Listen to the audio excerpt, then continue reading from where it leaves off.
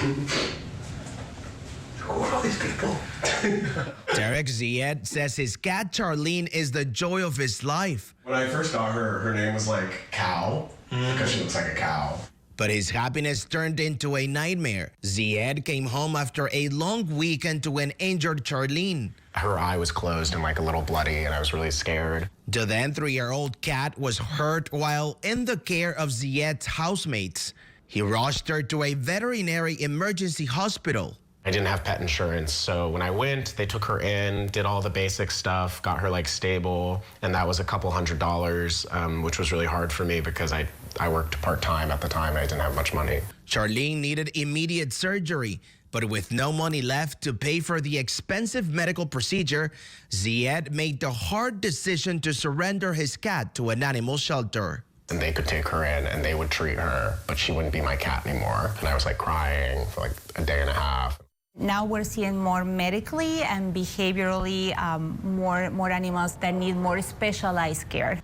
Valeria Cáceres Gil from the American Society for the Prevention of Cruelty to Animals, or ASPCA, says the increased number of animals in shelters today is being driven by a combination of many factors.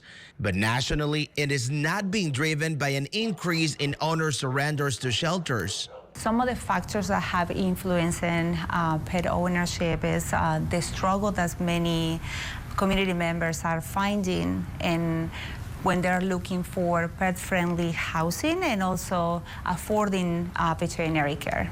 While the national animal shelter intake numbers are still below pre-pandemic levels, many animal welfare organizations like the Animal Care Centers of New York City are struggling with capacity challenges with more animals coming into the shelters than leaving.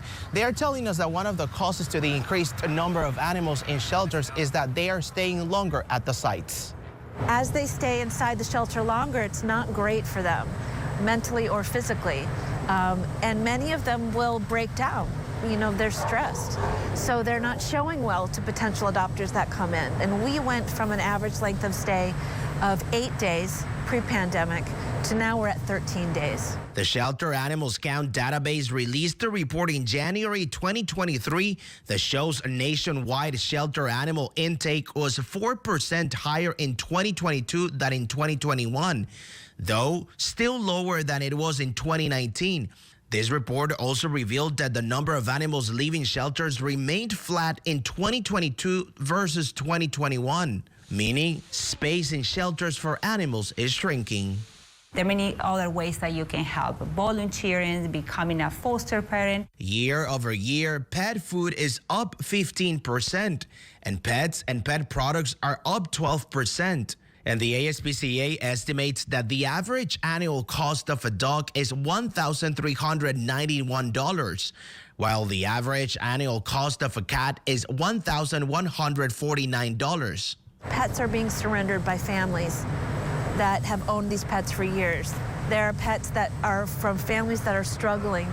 They're struggling financially to provide for their family. She turned 4 in this past December.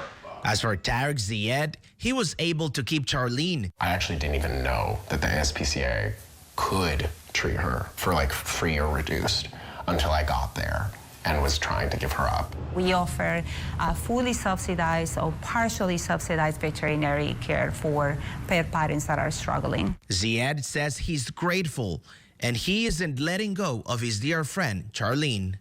Axel Terzius, Scripps News, New York City.